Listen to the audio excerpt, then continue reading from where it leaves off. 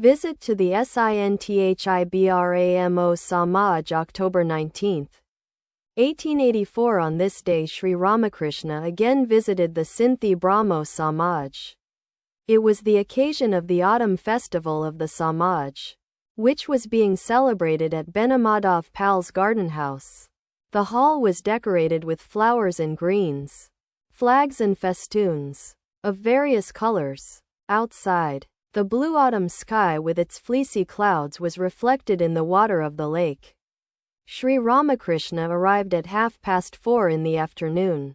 Entering the hall, he bowed down before the altar.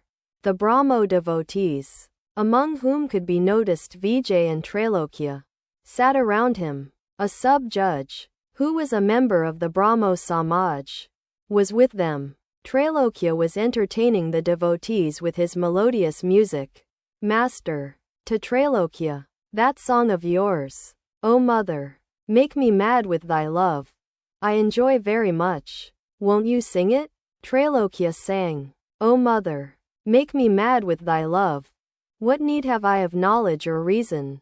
Make me drunk with thy love's wine. O thou who stealest thy bhaktas' hearts, drown me deep in the sea of thy love. Here in this world, this madhouse of thine, some laugh, some weep, some dance for joy. Jesus, Buddha, Moses, Gauranga, all are drunk with the wine of thy love. O mother, when shall I be blessed by joining their blissful company? As he listened to the song, the master's mind underwent a transformation, and presently he went into deep samadhi. Coming down a little to the plane of the sense world, he gave instruction to the devotees. His mind was still charged with the divine experience. His words were spoken as if in a state of intoxication. Gradually he became again fully conscious of the world. Master, O mother, I don't want the bliss of divine inebriation. I shall eat siddhi, occult powers. To the devotees, by siddhi, I mean the attainment of the spiritual goal and not one of the 8 occult powers. About the occult powers, Sri Krishna said to Arjuna, Friend, if you find anyone who has acquired even one of the 8 powers, then know for certain he will not realize me. For powers surely beget pride, and God cannot be realized if there is the slightest trace of pride. 4 classes of devotees. According to a certain school of thought, there are 4 classes of devotees: the Pravartaka, the Sadhaka, the Siddha, and the Siddha of the Siddha. He who has just begun religious life is a Pravartaka. Such a man puts his denominational marks on his body and forehead, wears a rosary around his neck, and scrupulously follows other outer conventions. The sadhaka has advanced farther. His desire for outer show has become less. He longs for the realization of God and prays to Him sincerely. He repeats the name of God and calls on Him with a guileless heart. Now, whom should we call the Siddha? He who has the absolute conviction that God exists and is the sole doer. He who has seen God. And who is the Siddha of the Siddha? He who has not merely seen God, but has intimately talked with Him as Father, Son, or Beloved. Difference between intellectual understanding and actual vision. It is one thing to believe beyond a doubt that fire exists in wood, but it is quite another to get the fire from the wood, cook rice with its help, appease one's hunger, and so be satisfied. These are 2 entirely different things. No one can put a limit to spiritual experience. If you refer to one experience, there is another beyond that, and still another, and so on. Advice to Brahmo. In an ecstatic mood, referring to the Brahmos, they are Brahma Jay and Anis. They believe in the formless deity. That is good. To the Brahmo devotees, be firm in one ideal, either in God with form or in the formless God. Then alone will you realize God. Otherwise not. With firm and unwavering belief, the followers of God with form will realize Him, as will those who speak of Him as formless. You may eat a cake with icing either straight or sidewise. It will taste sweet either way. All laugh. need of firmness and conviction, but you must have firm conviction. You must pray to him wholeheartedly. Faith of the worldly minded. Do you know what the God of worldly people is like? It is like children saying to one another while at play, I swear by God. They have learnt the word from the quarrels of their aunts or grandmothers. Or it is like God to a dandy. The dandy, all spick and span, his lips red from chewing betel leaf, walks in the garden, cane in hand, and, plucking a flower, exclaims to his friend, Ah, what a beautiful flower God has made. But this feeling of a worldly person is momentary. It lasts as long as a drop of water on a red-hot frying pan. You must be firm in one ideal. Dive deep, otherwise you cannot get the gems at the bottom of the ocean. You cannot pick up the gems if you only float on the surface. With these words the Master sang in the sweet voice that had bewitched the hearts of devotees. Like Kashab, dive deep, O mind, dive deep in the ocean of God's beauty. If you descend to the uttermost depths, there you will find the gem of love. The devotees felt as if they were in paradise itself. Seek the Creator and not the world's beauty master. To the Brahmos, dive deep, learn to love God, plunge into divine love. You see, I have heard how you pray. Why do you Brahmos dwell so much on the glories of God? Is there such great need of your saying over and over again, O God, you have created the sky, the great oceans, the lunar world, the solar world, and the stellar world? Everybody is wonder-struck at the mere sight of a rich man's garden house. People become speechless at the sight of the trees, the flowers, the ponds, the drawing room, the pictures. But alas, how few are they who seek the owner of all these. Only one or two inquire after him. He who seeks God with a longing heart can see him. Talk to him as I am talking to you. Believe my words when I say that God can be seen. But to whom am I saying these words? Who will believe me? Futility of mere study. Can one find God in the sacred books? By reading the scriptures one may feel at the most that God exists. But God does not reveal himself to a man unless he himself dives deep. Only after such a plunge, after the revelation of God through his grace, is one's doubt destroyed. You may read scriptures by the thousands and recite thousands of texts, but unless you plunge into God with yearning of heart, you will not comprehend him. By mere scholarship you may fool man, but not God. Scriptures and books, what can one achieve with these alone? Nothing can be realized without his grace. Strive with a longing heart for his grace. Through his grace you will see him and he will talk to you. Quote, different degrees of divine manifestation. Sub-judge. Sir, does God show more grace to one than to another? If so, he can be accused of the fault of partiality. Master, what are you saying? Do you mean to say that the moon and a glowworm are the same, though both give light? Iswar Vidyasagar asked me the same question. He said, is it a fact, sir, that God gives more power to one and less to another? God, I said, exists in every being as the all-pervading spirit. He is in the ant as well as in me. But there are different manifestations of his power in different beings. If all are the same, then why have we come here to see you? Attracted by your renown? Have you grown a pair of horns? Oh, no, it is not that. You have compassion. You have scholarship. There is a greater degree of these virtues in you than in others. That is the reason you are so well known. Don't you see that there are men who, single-handed, can defeat 100 persons? Again, one man takes to his heels in fear of another. You see such a person, too. If there are not different manifestations of power in different beings, then why did people respect Kashab Sen so much? It is said in the Gita that if a man is respected and honored by many, whether it be for his scholarship or his music or his oratory or anything else, then you may know for certain that he is endowed with a special divine power. Abramo. To the sub-judge. Why don't you accept what he says? Master. Sharply. To the Brahmo. What sort of man are you? To accept words without conviction. Why? That is hypocrisy. I see you are only a counterfeit. The Brahmo was much embarrassed. Advice to the worldly minded and prayer in solitude sub-judge.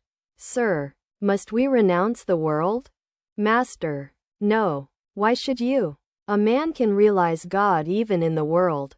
But at the beginning he must spend a few days in solitude. He must practice spiritual discipline in a solitary place. He should take a room near his house, so that he may come home only for his meals. Kashyap, Pratap, and others said to me, Sir, we follow the ideal of King Janaka. Mere words don't make a King Janaka. I replied, how many austerities King Janaka first had to perform in solitude standing on his head. And so on.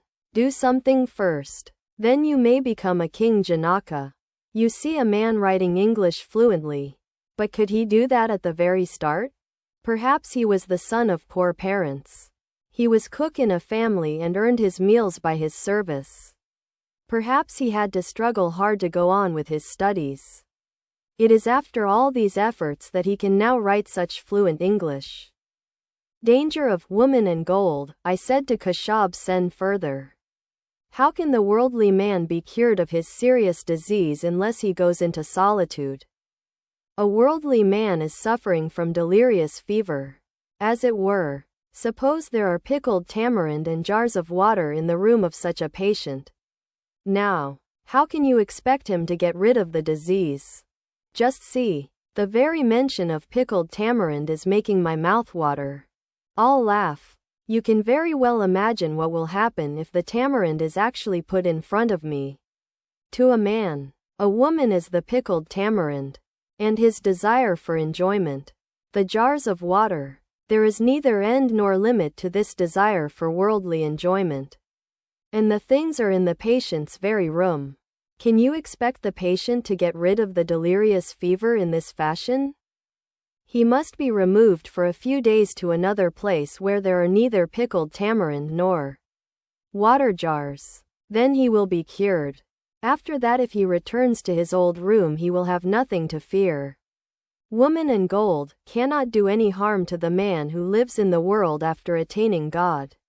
Only then can he lead a detached life in the world as King Janaka did. But he must be careful at the beginning.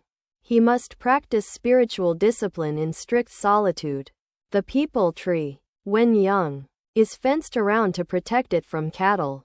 But there is no need for the fence when the trunk grows thick and strong.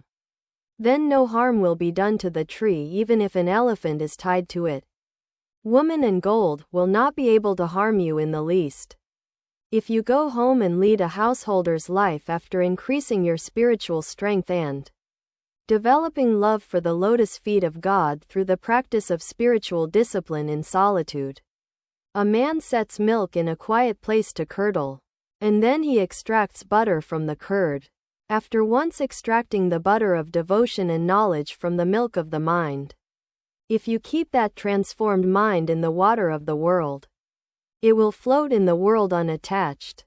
But if the mind in its unripe state, that is to say, when it is just like liquid milk, is kept in the water of the world, then the milk and water will get mixed. In that case it will be impossible for the mind to float unattached in the world. Live in the world, but, in order to realize God, hold fast to his lotus feet with one hand and with the other do your duties. When you get a respite from your duties, cling to God's lotus feet with both hands, live in solitude and meditate on him and serve him ceaselessly. Sub-judge, joyously, Sir, these are very beautiful words indeed.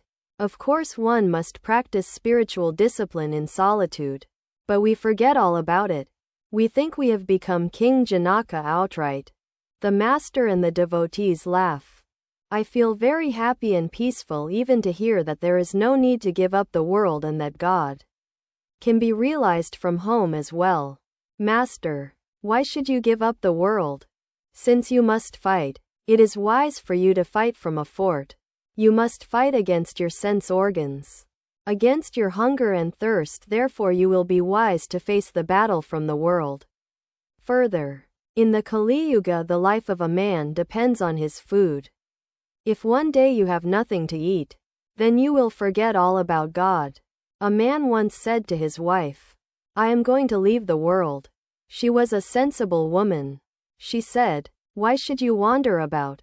If you don't have to knock at 10 doors for your stomach's sake, go. But if that is the case, then better live in this one place. Again I say, why should you give up the world? You will find it more convenient at home. You won't have to worry about food. You may even live with your wife. It isn't harmful. You will find near at hand all that the body needs at different times. When you are ill, you will have someone near you to nurse you."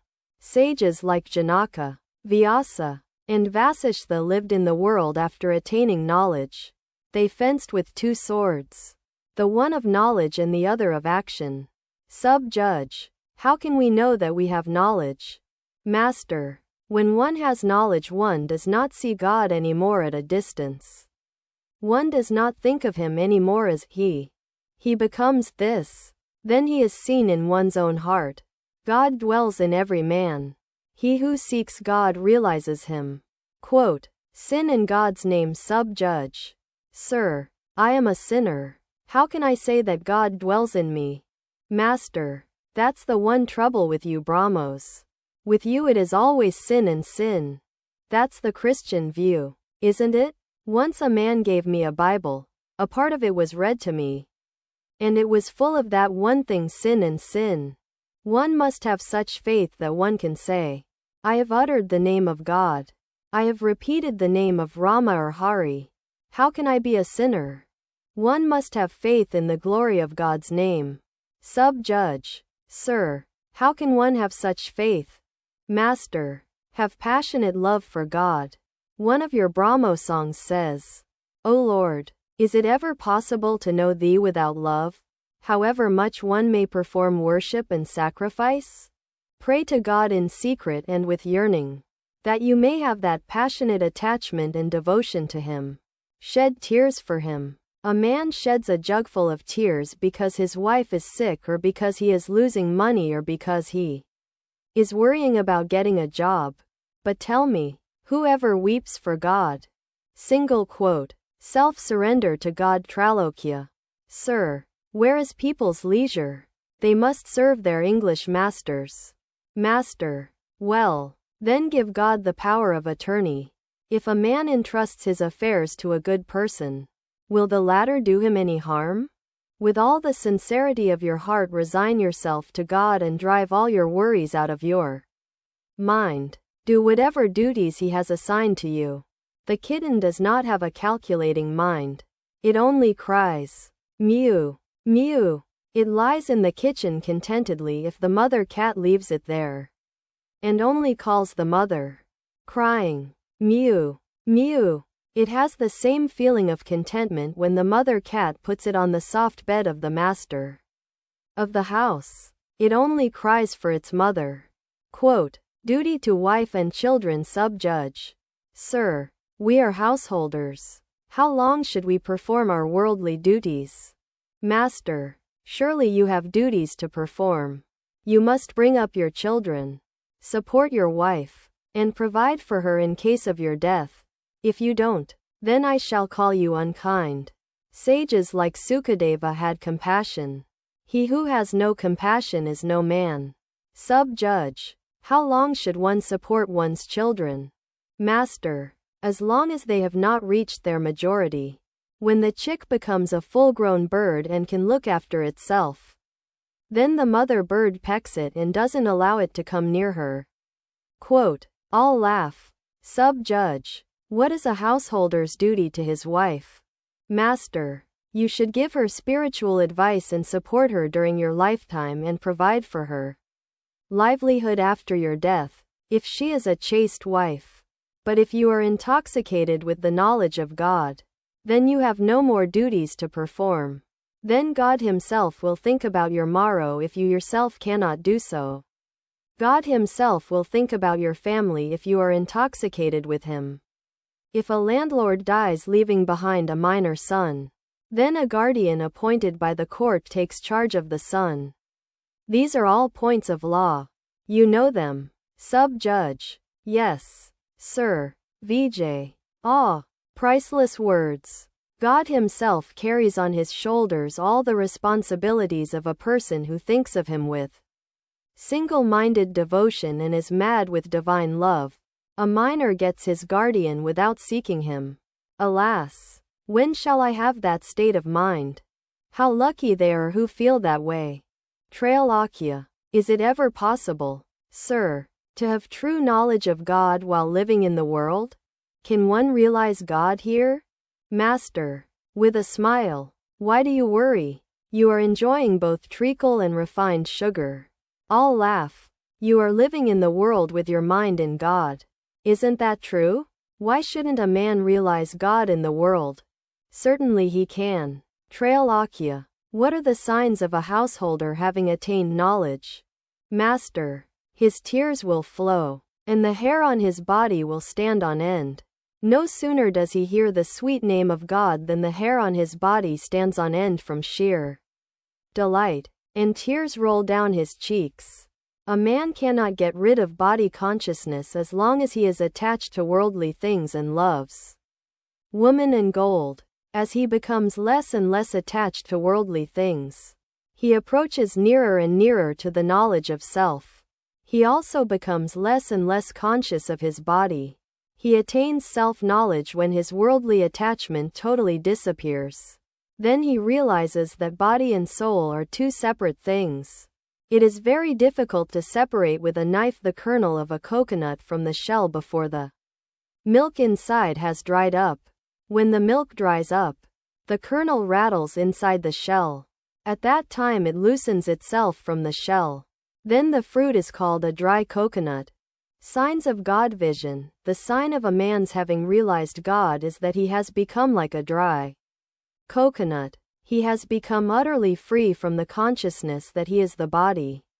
He does not feel happy or unhappy with the happiness or unhappiness of the body.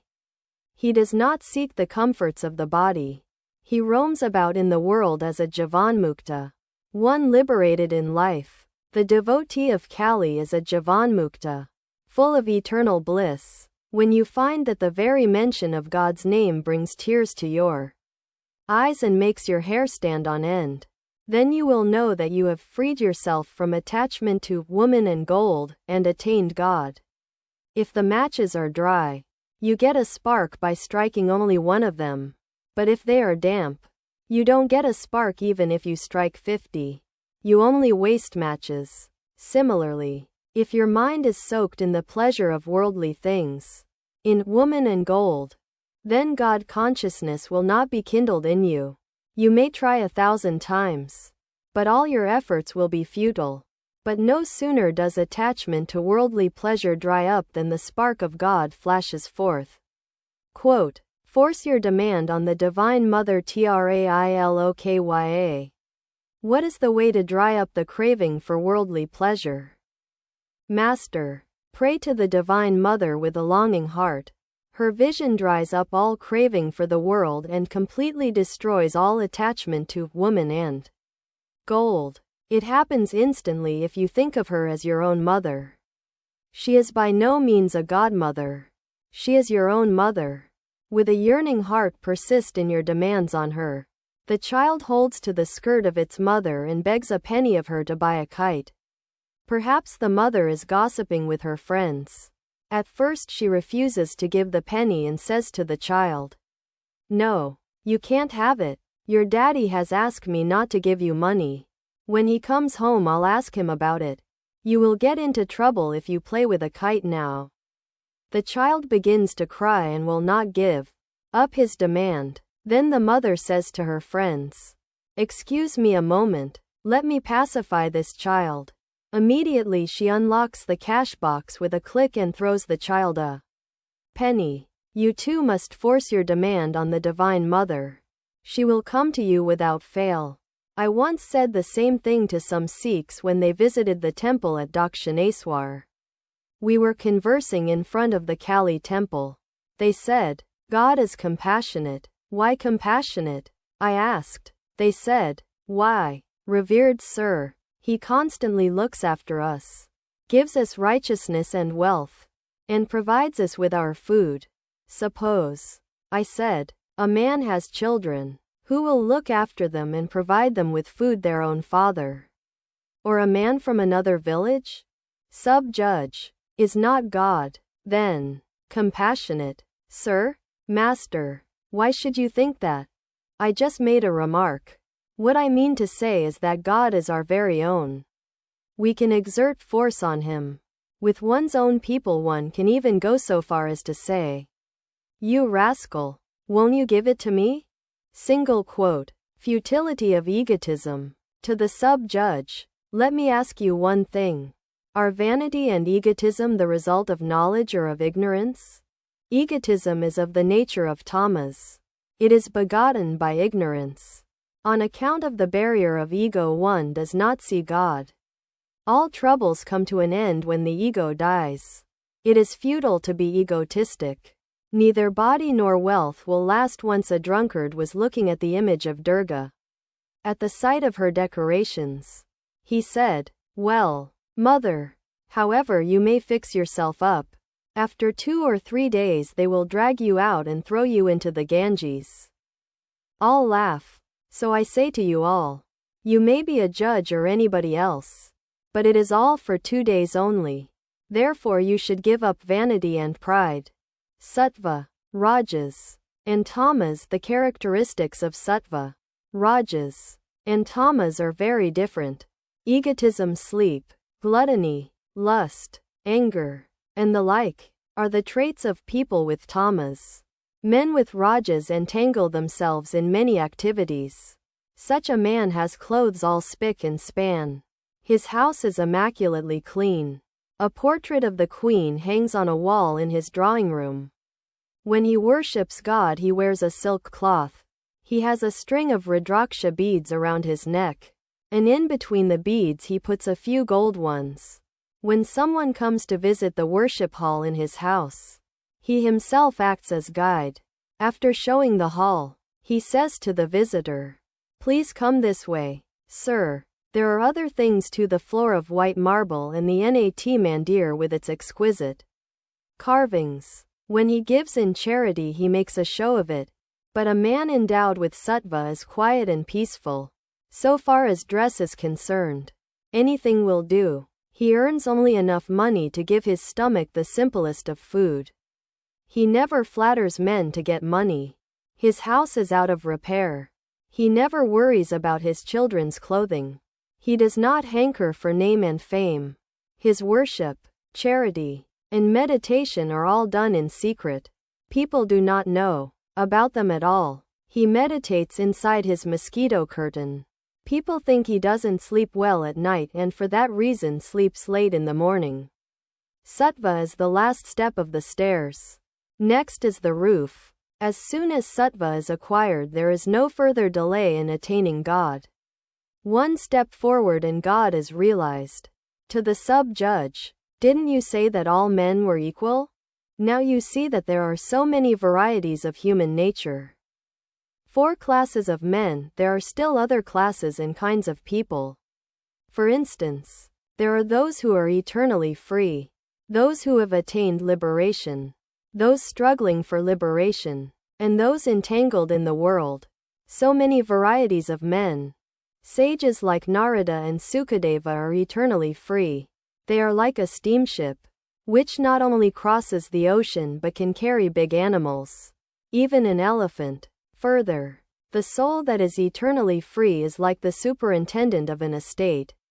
After bringing one part of the estate under control, he goes to another. Those struggling for liberation strive heart and soul to free themselves from the net of the world.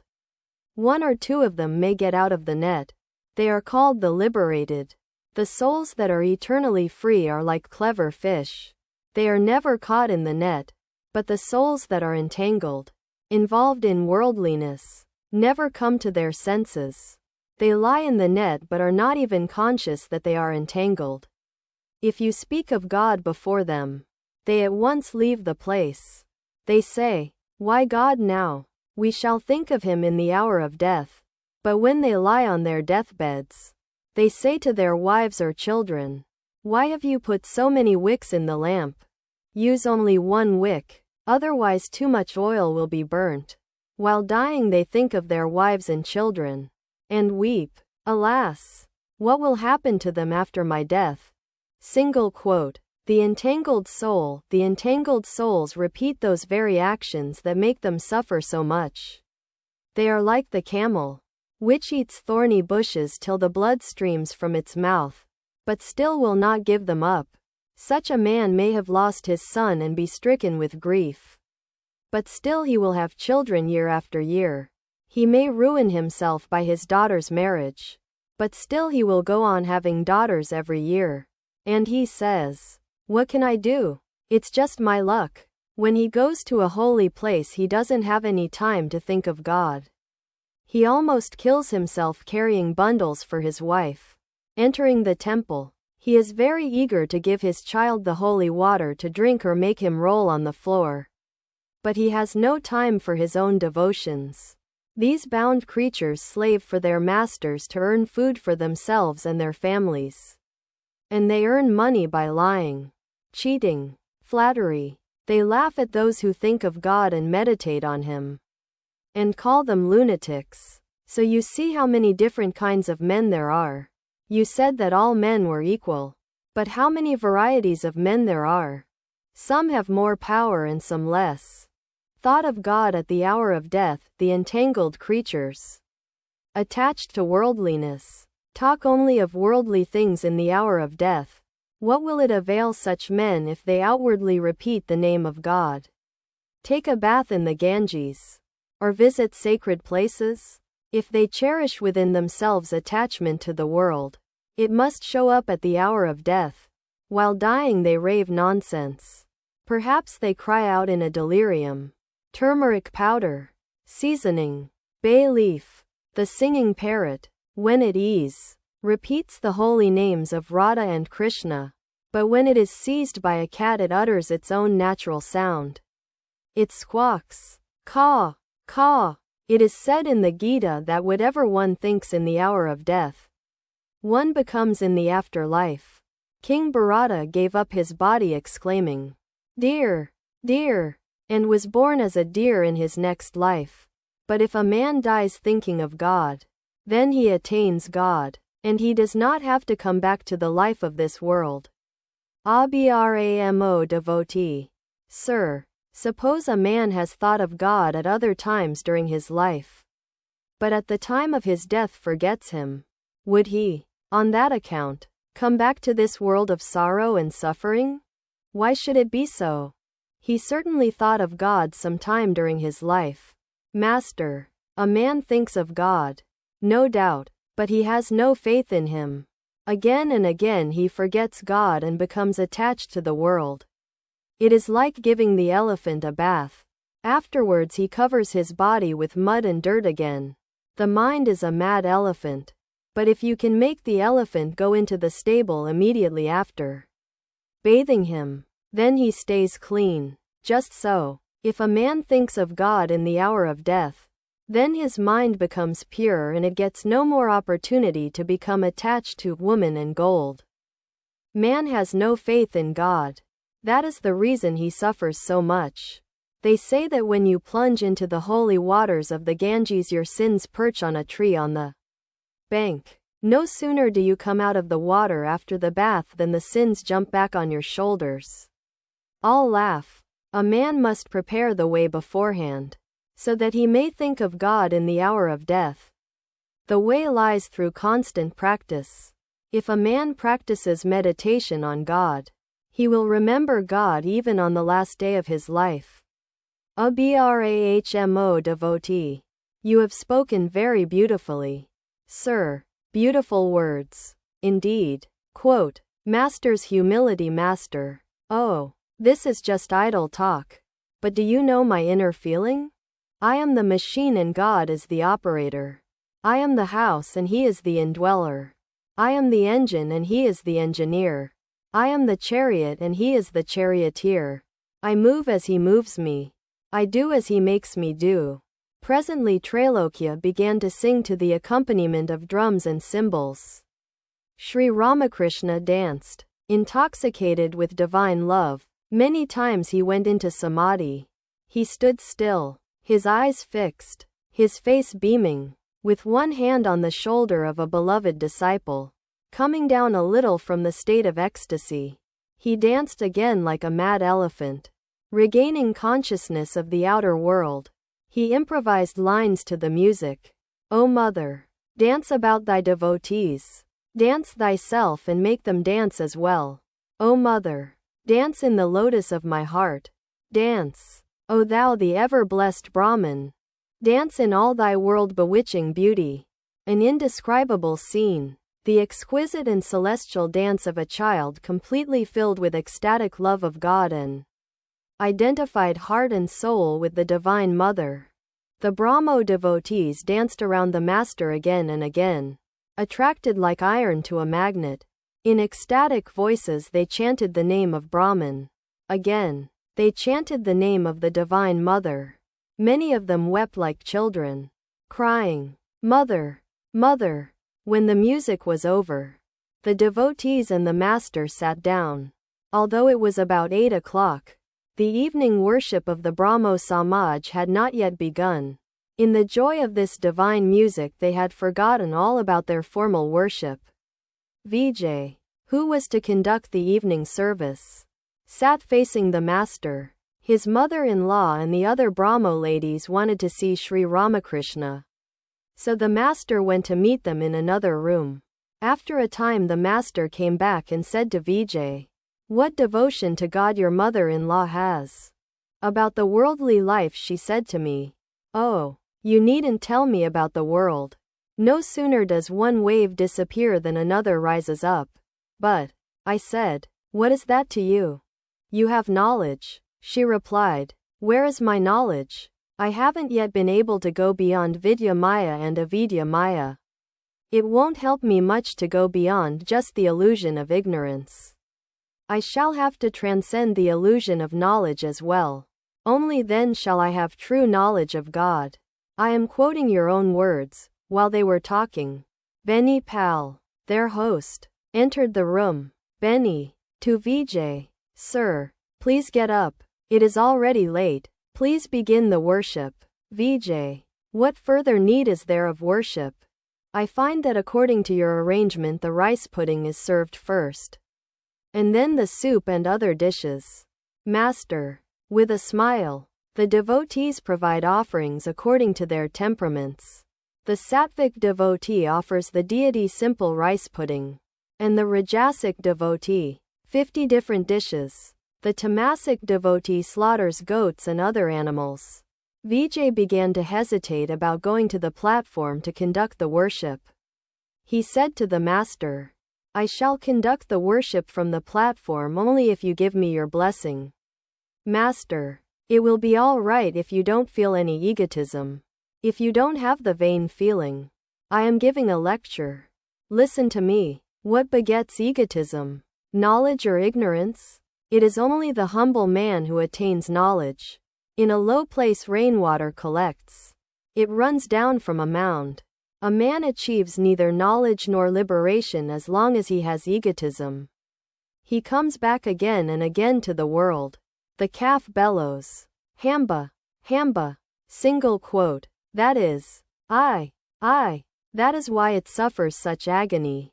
The butcher slaughters it and the shoemaker makes shoes from its hide. Besides, its hide is used for the drum, which is beaten mercilessly. Still no end to its misery.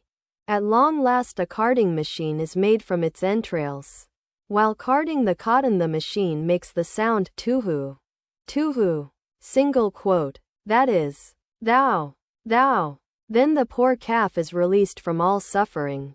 It no longer says, hamba, but repeats, tuhu. The calf says, as it were, O God, thou art the doer and I am nothing. Thou art the operator and I am the machine. Thou art everything. 3 words, Master.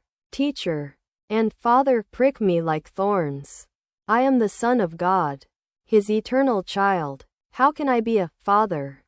God alone is the master and I am His instrument. He is the operator and I am the machine. If somebody addresses me as Guru, I say to him, go away, you fool. How can I be a teacher? There is no teacher except Satchidananda. There is no refuge except Him. He alone is the ferryman to take one across the ocean of the world. To Vijay, it is very difficult to act as an acharya. It harms the acharya himself. Finding a number of men doing him reverence, he sits. You put 4 seers of milk in a 1-seer jar? If God, through His grace, ever reveals Himself to His devotee and makes him understand, then he will know, but not otherwise. That which is Brahman is Sakti, and that, again, is the mother. He it is, says Ramprasad, that I approach as mother. But must I give away the secret, here in the marketplace? From the hints I have given, zero mind, guess what that being is.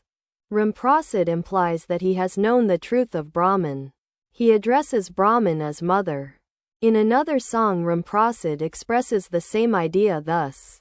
Knowing the secret that Kali is one with the highest Brahman, I have discarded, once for all, both dharma and adharma. Adharma means unrighteous actions, actions forbidden by religion. Dharma means the pious actions prescribed by religion, as, for instance, charity to the poor, feeding the Brahmins, and so on. Vijay, what remains if one renounces both dharma and dharma? Master, pure love of God, I prayed to the Divine Mother. O Mother, here, take thy dharma, here, take thy adharma, and give me pure love for thee. Here, take thy virtue, here, take thy vice, and give me pure love for thee. Here, take thy knowledge, here, take thy ignorance, and give me pure love for thee. You see, I didn't ask even for knowledge or public recognition. When one renounces both dharma and adharma, there remains only pure love of God, love that is stainless, motiveless, and that one feels only for the sake of love. Abramo devotee. Is God different from His Sakti? Master, after attaining perfect knowledge one realizes that they are not different. They are the same, like the gem and its brilliance. Thinking of the gem, one cannot but think of its brilliance. Again, they are like milk and its whiteness. Thinking of the one, you must also think of the other. But you cannot realize this non-duality before the attainment of perfect knowledge. Attaining perfect knowledge, one goes into samadhi, beyond the 24 cosmic principles. Therefore the principle of I does not exist in that stage. A man cannot describe in words what he feels in samadhi, coming down. He can give just a hint about it. I come down 100 cubits. As it were, when I say Om after samadhi, Brahman is beyond the injunctions of the Vedas and cannot be described. There neither I nor you exists. As long as a man is conscious of I and you, and as long as he feels that it is he who prays or meditates, so long will he feel that God is listening to his prayer and that God is a person. Then he must say, O God, Thou art the Master and I am Thy servant. Thou art the whole and I am a part of Thee. Thou art the mother and I am Thy child. At that time there exists a feeling of difference. I am one and Thou art another. It is God Himself who makes us feel this difference. And on account of this difference one sees man and woman, light and darkness, and so on. As long as one is aware of this difference, one must accept Sakti, the personal God. It is God who has put I consciousness in us. You may reason 1,000 times. Still this I does not disappear. As long as I consciousness exists, God reveals Himself to us as a person. Therefore, as long as a man is conscious of I and of differentiation, he cannot speak of the attributeless Brahman and must accept Brahman with attributes.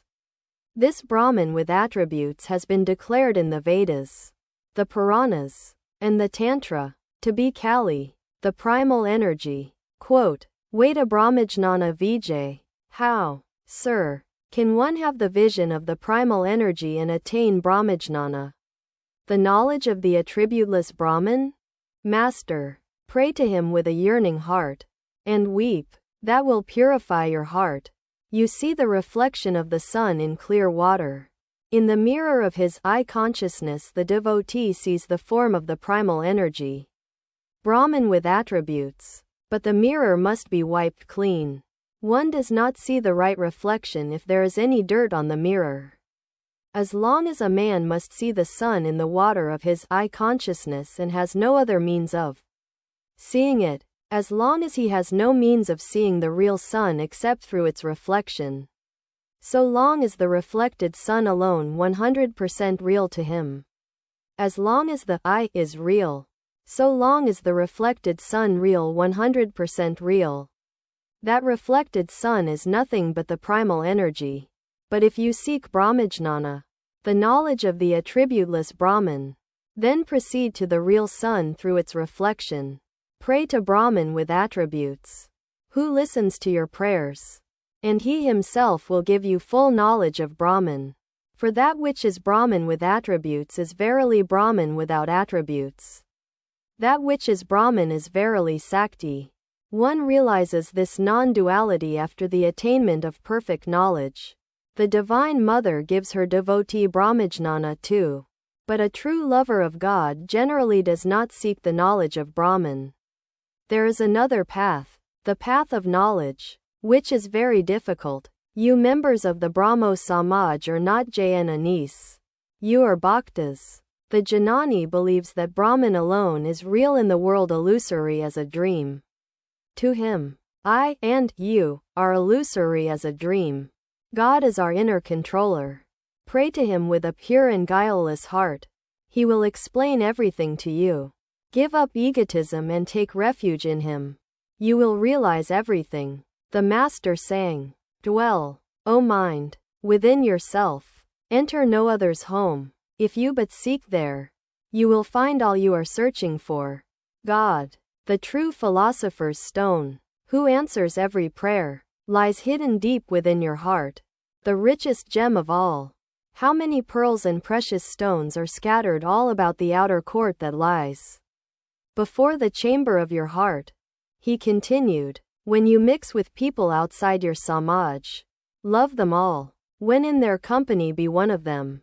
Don't harbor malice toward them. Don't turn up your nose in hatred and say, oh, this man believes in God with form and not in the formless God. That man believes in the formless God and not in God with form. This man is a Christian. This man is a Hindu. And this man is a Muslim. It is God alone who makes people see things in different ways. Know that people have different natures. Realize this and mix with them as much as you can. And love all. But enter your own inner chamber to enjoy peace and bliss. Lighting the lamp of knowledge in the chamber of your heart. Behold the face of the Mother. Brahman's embodiment. You can see your true self only within your own chamber. The cowherds take the cows to graze in the pasture. There the cattle mix. They all form one herd. But on returning to their sheds in the evening they are separated. Then each stays by itself in its own stall. Therefore I say, dwell by yourself in your own chamber. It was 10 o'clock in the evening. The Master got into a carriage to return to Dakshineswar. 1 or 2 attending devotees got in with him. The carriage stood under a tree. In deep darkness. Beni Pal wanted to send some sweets and other food with Sri Ramakrishna for Ramlal, the Master's nephew. Beni Pal, Sir, Ramlal was not here this evening. With your permission I should like to send some sweets for him by your attendance. Master, with great anxiety. Oh, Beni Pal. Oh, sir, please don't send these things with me. That will do me harm. It is never possible for me to lay up anything. I hope you won't mind. Beni Pal. As you please. Sir, please give me your blessing. Master. Oh, we have been very happy today. You see, he alone is a true man who has made money his servant. But those who do not know the use of money are not men, even though they have human forms. They may have human bodies, but they behave like animals. You are blessed indeed. You have made so many devotees happy today. Quote, Monday, October 20th, 1884. 2 days after the worship of Kali, the Marwaris of the Burra Bazaar section of Calcutta were celebrating the Annakuta festival.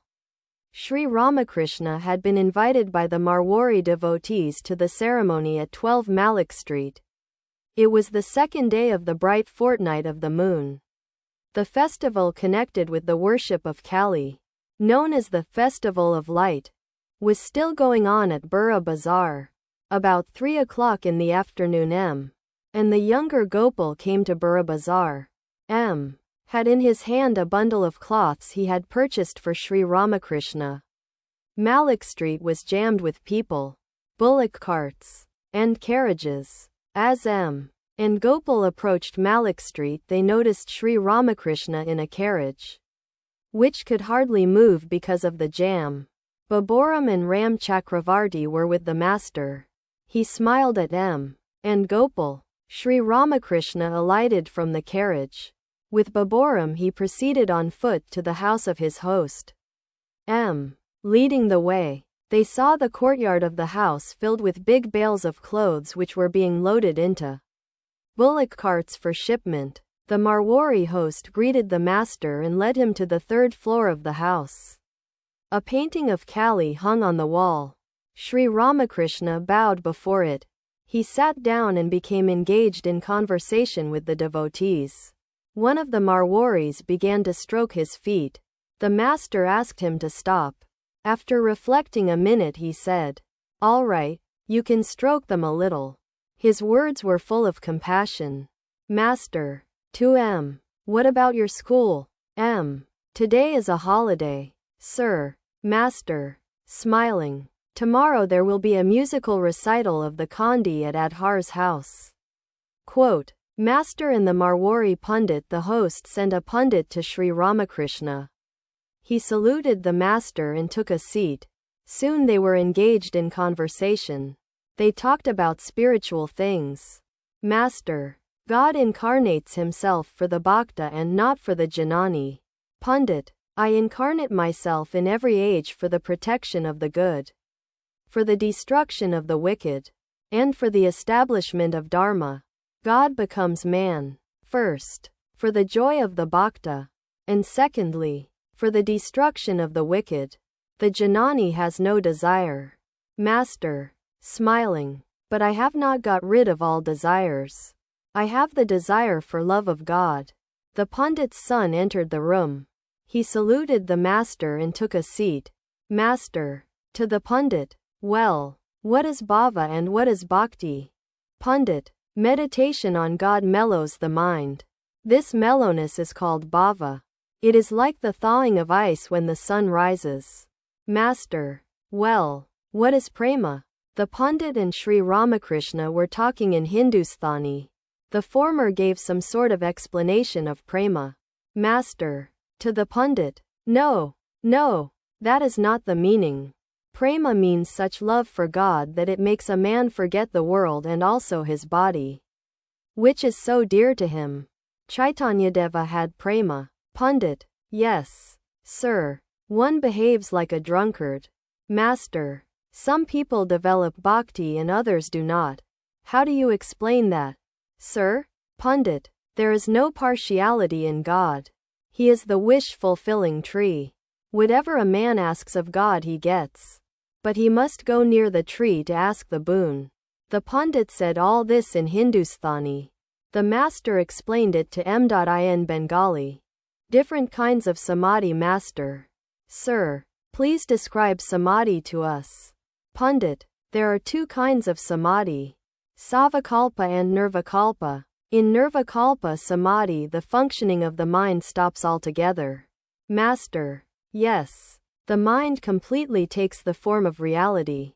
The distinction between the meditator and the object of meditation does not exist. There are two other kinds of samadhi, Chaitanya and Jada. Narada and Sukadeva attained Chaitanya samadhi. Isn't that true, sir? Pundit: yes, sir, that is so. Master: further, there are the Unmana samadhi and the Sthita samadhi. Isn't that true, sir? The Pundit remained silent. He did not venture an opinion. Master: well, sir, through the practice of japa and austerity one can get occult powers, such as walking on the water of the Ganges. Isn't that true? Pundit: yes, one can. But a devotee doesn't want them. The conversation continued for some time. The Pundit said he would visit the master at Dakshineswar the next Ekadasa day. Master: ah, your boy is very nice. Pundit: well, revered sir, all this is transitory. It is like the waves in a river, one goes down and another comes up. Master: you have substance in you. After a few minutes the Pundit saluted Sri Ramakrishna. He said, I shall have to perform my daily devotions. Please let me go. Master: oh, sit down. Sit down. The Pundit sat down again. The conversation turned to Hatha Yoga. The Pundit discussed the subject with the master in Hindustani. Sri Ramakrishna said, yes, that is also a form of austerity. But the Hatha Yogi identifies himself with his body. His mind dwells on his body alone. The Pundit took leave of the master. Sri Ramakrishna conversed with the Pundit's son. Master: one can understand the Bhagavata well if one has already studied the Nyaya, the Vedanta, and the other systems of philosophy. Isn't that so? Pundit's son: yes, sir. It is very necessary to study the Samkhya philosophy. The conversation went on. Sri Ramakrishna was leaning against a big pillow. The devotees were sitting on the floor. Lying in that position, the master began to sing. Brother, joyfully cling to God, thus striving. Someday you may attain Him. Their host entered the room and saluted Sri Ramakrishna. He was a pious man and devoted to the master. The Pundit's son was still there. The master asked if the Panini, the Sanskrit grammar, was taught in the schools. He further asked about the Nyaya and the Vedanta philosophies. The host did not show much interest in the discussion and changed the subject.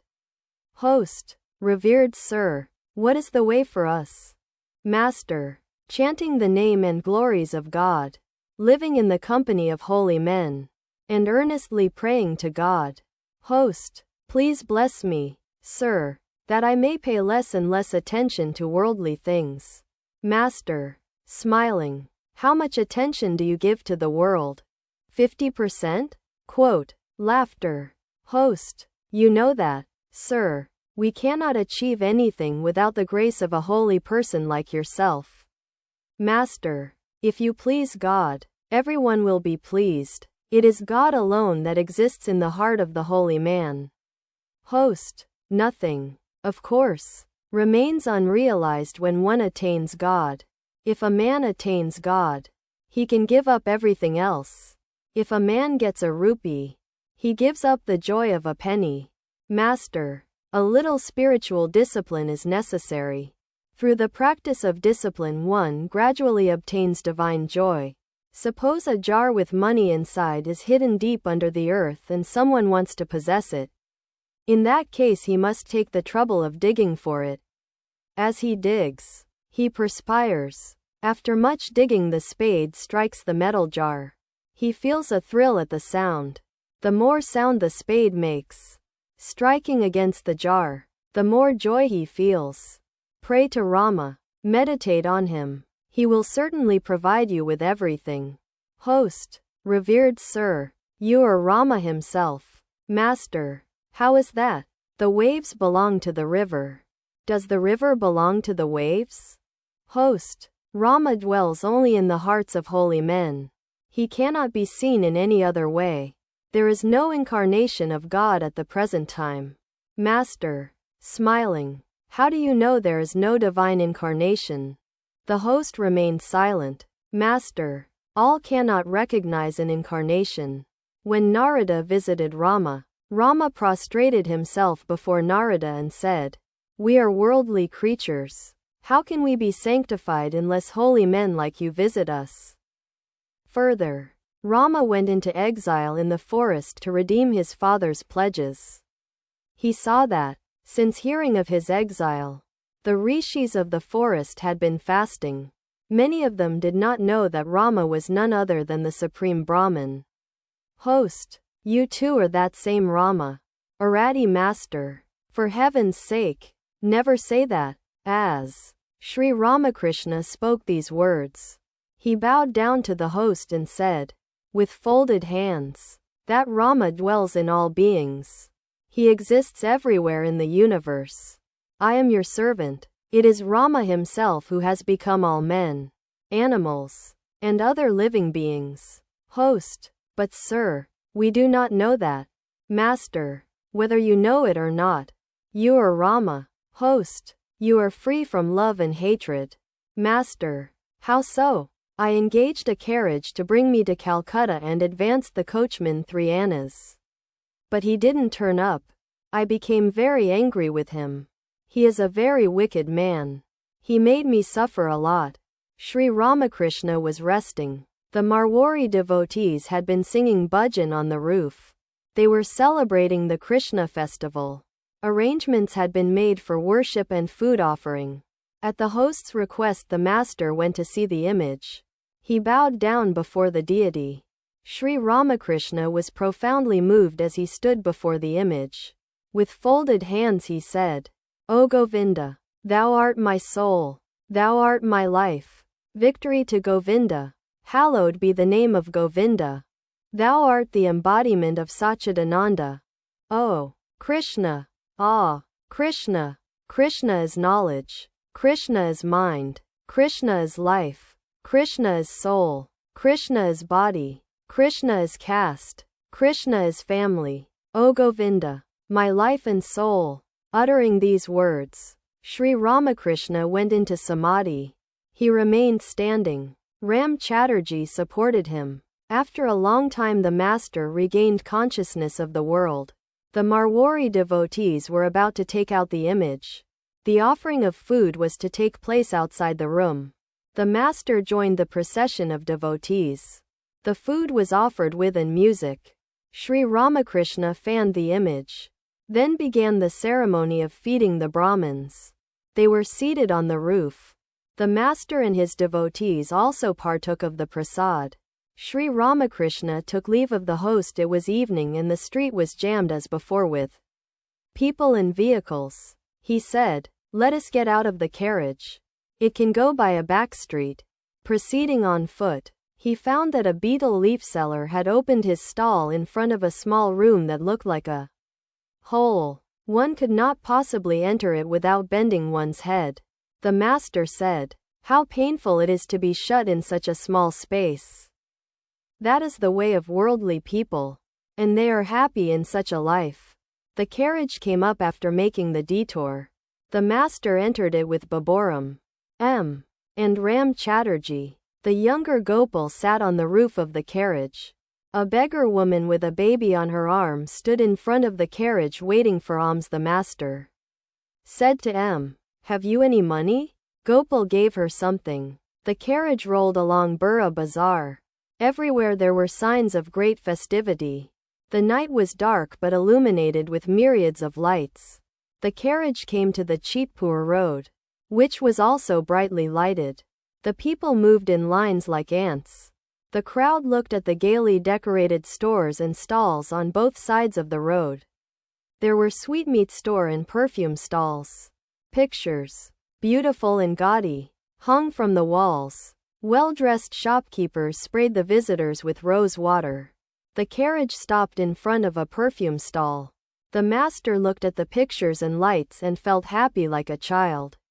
People were talking loudly. He cried out, "Go forward. Move on." He laughed. He said to Baburam with a loud laugh, "Move on. What are you doing?"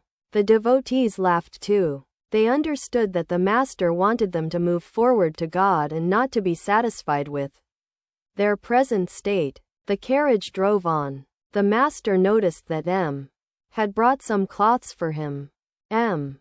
had with him 2 pieces of unbleached and 2 pieces of washed cloth. But the Master had asked him only for the unbleached ones. He said to M. "Give me the unbleached ones. You may keep the others." "All right, you may give me one of them. Then shall I take back 1 piece?" "Master." "Then take both." "As you please." "Sir." "Master. You can give me those when I need them. You see, yesterday Benny Pal wanted me to carry away some food for Ramlal. I told him I couldn't. It is impossible for me to lay up for the future." That's all right, sir. I shall take back the 2 pieces of washed cloth."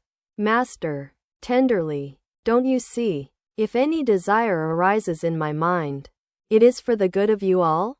You are my own. I shall tell you if I need anything." Humbly. "Yes, sir." Referring to a devotee, Sri Ramakrishna said, "I said to him yesterday, tomorrow I shall go to Burra Bazaar. Please meet me there." Do you know what he said? He said, "The tram fare will be 1 anna. Where shall I get it?" He had been to Benny Pal's garden yesterday and had officiated there as priest. No one had asked him to do it. He had put on the show himself. He wanted people to know that he was a member of the Brahmo Samaj. 2M. Can you tell me what he meant when he said that the tram would cost him 1 anna? The conversation turned to the Annakuta festival of the Marwaris. "Master." To the devotees. "What you have seen here one sees at Vrindavan too. Rakal has been seeing the same thing there. But the mound of food at Vrindavan is higher. And more people gather there. There you also see the Govardhan hill. That's the only difference. Did you notice the Marwaris's devotion? That is the real Hindu ideal. That is the Sanatana Dharma. Did you notice their joy when they carried the image in procession? They were happy to think that they bore the throne of God on their shoulders. The Hindu religion alone is the Sanatana Dharma. The various creeds you hear of nowadays have come into existence through the will of God and will disappear again through His will. They will not last forever.